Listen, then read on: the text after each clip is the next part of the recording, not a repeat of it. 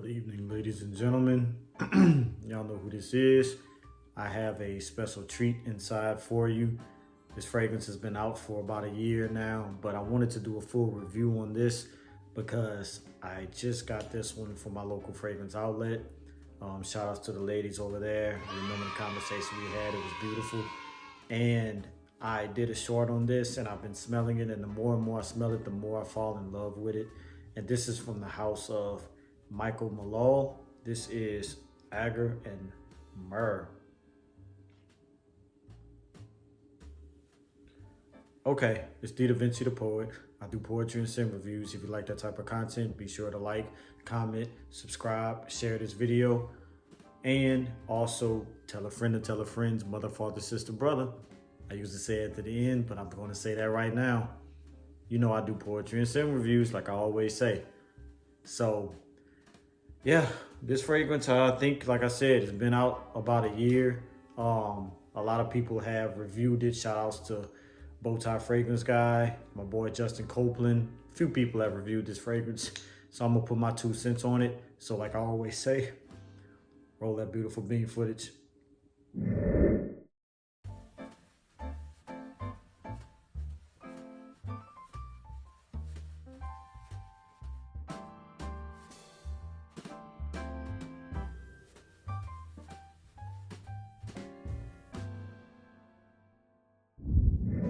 Hey, check out my guys over at Sensational Scents, over at the Mall of Louisiana on the outside portion for all your Middle Eastern fragrances. They have your Latafas, your Afnans. They have pretty much everything you can think of. Al Haramain, they have Armaf. And they're at really affordable prices. They start off at like $30 and they go on up, but they're really affordable. They have a new location opening up in the Acadiana Mall in Lafayette and another location opening up in Slidell. So please be sure to check them out for all your Middle Eastern needs. They will definitely hook you up, and they're definitely affordable. Hey, it's Davinci the poet, and you know when I recommend a good fragrance shop, it's going to be worth your time. Peace. Okay, so I'm gonna look off the screen for a little bit while I read the notes on this, and then I'm going to spray this one on my skin and let you know what I think about it. The scent wise, what people are comparing this to, what I think about the longevity, projection, and then give it an overall rating and wrap things up. So the notes is top notes of Cassis, Mandarin Orange and Freesia.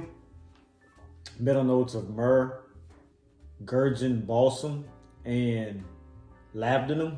And then the base notes is Agarwood, also known as oud, Australian sandalwood, patchouli, and this is a smoky fragrance, but oddly enough, it has actual smoke in it. I don't know how they make that note, but it has smoke in it. This resemble Louis Vuitton, right?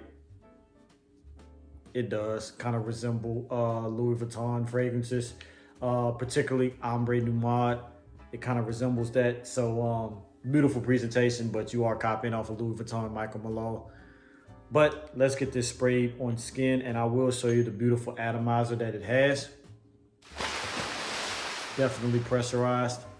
So I appreciate that because Michael Malul doesn't really make pressurized atomizers. So yeah. Oh my God, I can smell it in the air already.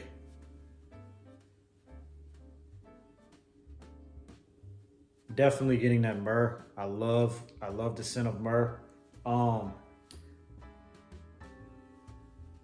oud starts to come in just like that as well. Even though it's a bottom note. Not really getting too much of the citrusy notes of the orange, maybe a hint, but definitely after a few seconds the oud just comes in like that, along with that myrrh, and a little bit of the sandalwood that kind of makes it a little bit creamy, a little bit, and it is a little earthy from the patchouli. And definitely a smoky fragrance. And that's really the main things I get in my nose. A lot of people are comparing this to Oud for Greatness. They're comparing this even to Baccarat Rouge 540. Baccarat Rouge 540. I'm not getting the Baccarat Rouge 540. And to be honest, the Oud does not smell like the same Oud in Oud for Greatness. I don't have Oud for Greatness, but I do have Oud for Glory by Lattafa, and it smells the exact same. And that Oud is, I would say it's more of a wearable Oud in Oud for Greatness, and the Oud in here is more of an animalic Oud. It's kind of a real, kind of more of an accurate real Oud in this. So I don't know where the comparison is really coming from, but that's what they're kind of comparing it to, saying it's a mixture of those two fragrances. Longevity for me, I'm getting around 6 to 8 hours, so not the best longevity. As far as the scent bubble, as far as the projection, as far as the sillage, I'm getting a moderate scent bubbles, moderate projection, and moderate sillage. I guess if I pump up the sprays, I'll probably get more because it is an oud based fragrance, and usually oud projects a lot, but I will have to pump up my sprays. I would say with this fragrance, do about 5 to 7 sprays, probably heavier on the 7 spray side, maybe even 8 to get like the full effect. It's really hard to kind of judge this fragrance because it's so hot, because this definitely is a cold weather fragrance. So I may come back to this in the cold weather and give my 2 cents a little bit more when it actually does get cold. But it is a beautiful scent. Michael Malul usually makes fresh fragrances. So the fact that he actually made an oud-based fragrance in this collection, I'm actually proud of him because this is kind of different. There's 3 fragrances in this collection. There's the Agar+Myrrh. There's the amber. He has an amber-based fragrance, and then he has a rose-based fragrance in the collection. Haven't gotten my nose on those. I'm not sure if Fragrance Outlet even sells those. I just seen this one in the clearance section, and I said, look, it's a beautiful price, and I'm definitely going to buy it because when I smelt it in the store, I said I cannot pass this up. So overall, I would give this probably for overall scent, overall sillage, projection, longevity, I would give this one a solid 8. I think it's better than good. I wish it would actually last longer on my skin and project a little better, but I will give this an 8 because it's just beautiful and it branches out a little bit different from the house of Michael Malul. So I definitely can appreciate that. So that's pretty much it. Didn't want to keep you guys too long. If you do see this one out at the Wild for a great price, I would definitely get it. I'm not going to say what a great price is because that varies amongst what you feel like a great price is.